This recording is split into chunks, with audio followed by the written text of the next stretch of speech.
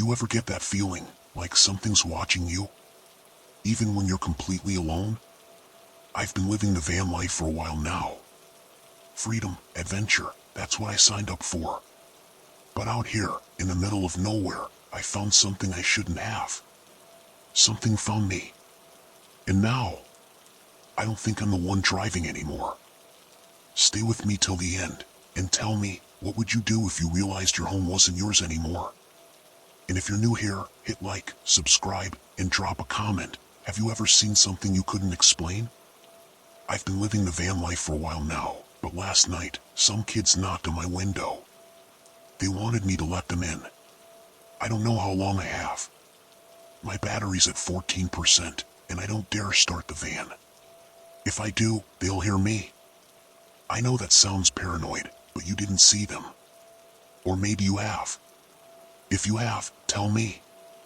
I need to know how to get out of here, okay? I travel alone. I document it. My channel isn't big yet, maybe 12,000 subscribers, but I post regularly, off-grid campsites, van conversions, solo travel tips, that kind of thing. I stay out of cities, and I stay off well-worn paths. The further I am from people, the safer I feel. Or I guess I should be saying, the safer I used to feel. Tonight, I'm parked off a forest road in Idaho, miles from the nearest town. It's the kind of place where, if you screamed, no one would hear you. That's one of my go-to videos, by the way. A big scream, loud as I can, and then just the silence afterward. Basically, the place was perfect until the knock came. A single, soft knock. Not on the door. On the window. I froze. It was just after 1 a.m.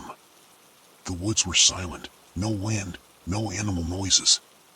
My van is unmarked. I never advertise I'm a woman traveling alone, and I always wait and post my videos a week after I leave the spot, just to make sure no one catches on to where I'm parked. So how did someone find me, let alone creep up without setting off the motion lights? Another knock. Light. Insistent. There was no way this could be anything good, right? My heart was racing, my stomach already twisted into knots. Muscles pulled tight.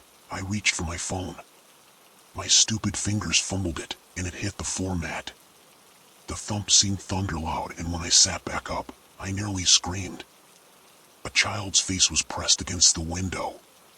Pale skin, dark hair, wide, staring eyes. But something was wrong. The glass reflected weird, but there was no shine in the kid's pupils. Just black. Completely black. I choked on my breath. Every instinct in me screamed wrong, wrong, wrong. Why was there a child out here? I was so far away from any of the main roads. It wasn't the kind of place children would be. The kid didn't move. Didn't blink. Then another knock. My head snapped toward the sounds, and my stomach dropped. There was a second one. A little girl this time, standing by my back doors. Same dark hair.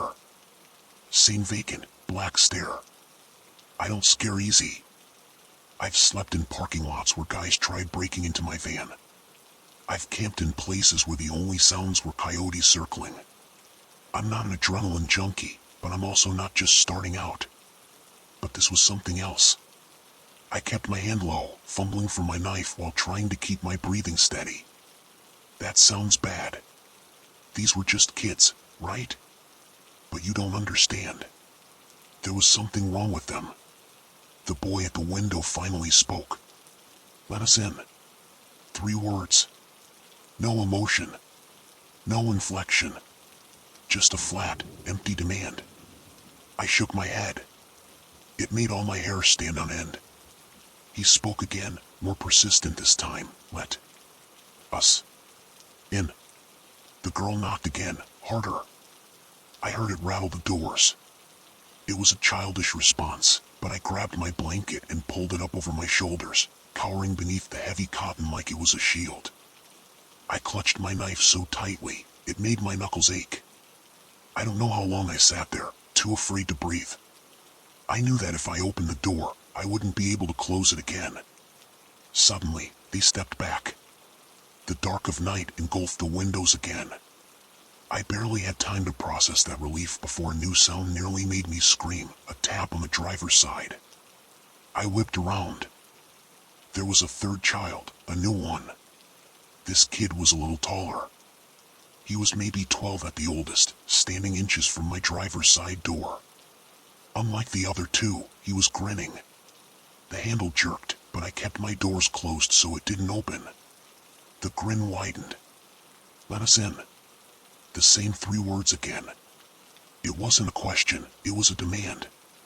I don't remember grabbing my keys, but suddenly they were in my hand. I flicked the ignition. The dashboard lit up. My heart slammed. If I had to, I'd run them over. But the engine didn't start. I turned the key again. Nothing. Nothing. The battery was fine. The gas was full. It had started just fine this afternoon. But right now, the van wasn't starting. And the kids, they were still standing there. Staring. Smiling. I reached for my phone, fingers shaking. No service. Then the tapping started again. Every window. Every door. A slow, measured rhythm. Knock. Knock. Knock. I must have blacked out at some point, because the next thing I knew, the van was filled with light. Sunlight. I woke up still clutching my knife. My doors were locked. My keys were still in the ignition. My phone was in my lap, battery at 23%. I risked a glance outside, but there was no sign of the kids. I opened the driver's side door, heart hammering. The air smelled like damp earth, pine. A beautiful, misty morning. My tires were untouched. There were no footprints in the lonely soil. It was like they'd never been there at all. But they were. I know they were. And I know they're still out there too, because my van still won't start.